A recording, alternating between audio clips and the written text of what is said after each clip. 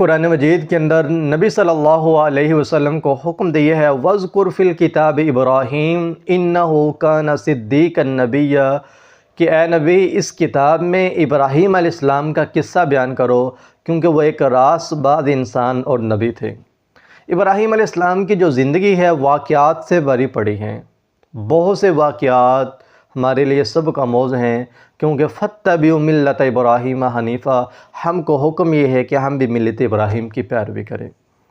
تو ان واقعات میں سے ایک واقعہ یہ بھی ہے کہ ابراہیم علیہ السلام نے بتوں کو توڑا۔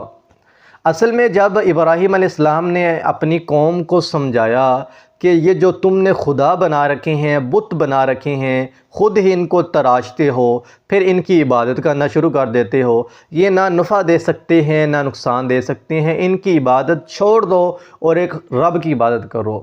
تو لوگ جب بے حس ہو چکے تھے، بے عقل ہو چکے تھے، ان کو ابراہیم کی باتوں کی سمجھ نہیں آئی، تو ابراہیم علیہ السلام نے پھر عملاً کام کرنا شروع کر دیا۔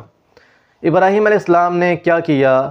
جب سارے جو قوم تھی کسی فنکشن پہ، میلے پہ گئے، تو ابراہیم علیہ السلام نے موقع کو غنیمت جانا، فَجَعَلَهُمْ جُزَازًا إِلَّا كَبِيرًا لَهُمْ لَعَلَّهُمْ إِلَيْهِ يَرْجِعُونَ۔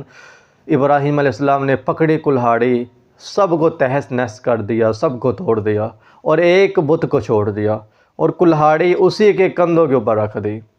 قوم واپس آئی، قوم نے آ کے دیکھا کہ ہمارے خداؤں کا یہ برا حال کس نے کر دیا ہے، ڈھونڈو اس کو، لے کر آؤ۔ تو لوگوں نے کہا کہ یہ صرف ابراہیم ہو سکتا ہے، کیونکہ جو ابراہیم ہے وہی ہمارے بتوں کو برا بھلا کہتا تھا۔ لوگ پکڑ کے ابراہیم علیہ السلام کو لے آئے، قالوا اانت فعلت هذا بآلهتنا یا ابراہیم، اے ابراہیم کیا تم نے یہ ہمارے بتوں کا برا حشر کیا ہے؟ ابراہیم علیہ السلام کہنے لگے بھلا میں کیسے کروں گا؟ بل فعلہ کبیرہم ھذا فاسألوہم ان کانوا ینطقون، یہ جو بڑا بت کھڑا ہوا ہے نا، جس نے کلہاڑی پکڑی ہوئی ہے، اسی کا کام ہے، اس سے پوچھو کہ اس نے چھوٹوں کو کیوں مارا ہے۔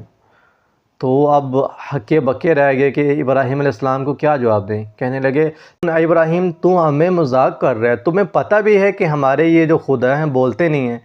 تو ابراہیم علیہ السلام نے یہاں پہ پھر ضرب لگائی ان کے دماغوں کے اوپر کہ جو بولتے نہیں ہیں وہ تمہاری فریاد کو کیسے سنتے ہیں۔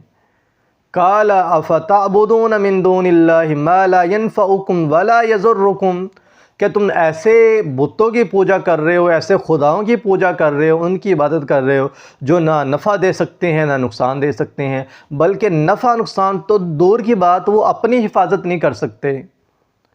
اُفٍّ لَکُمْ وَلِمَ تَعْبُدُونَ مِن دُونِ اللَّهِ أَفَلَا تَعْقِلُونَ، تمہارے اوپر تف ہونی چاہیے، تمہیں پتہ ہی نہیں ہے، تمہیں عقل ہی نہیں ہے، تم کن کی عبادت کر رہے ہو کہ جو اپنی حفاظت نہیں کر سکتے وہ تمہاری حفاظت کیا کریں گے۔ تو جب بندہ بے دلیل ہو جاتا ہے نا، آگے سے اس کو جواب نہیں آتا، تو وہ اگلے کے اوپر حملہ کر دیتے ہیں۔ یہی قوم نے کیا، ابراہیم علیہ السلام کے اوپر حملہ شروع کر دیا اور ابراہیم علیہ السلام کو آگ میں جلانے کی کوشش کی گئی۔ وہ انشاءاللہ ہم نیکسٹ ویڈیو کے اندر بیان کریں گے۔ تب تک کے لیے اجازت دیجیے، اللہ حافظ۔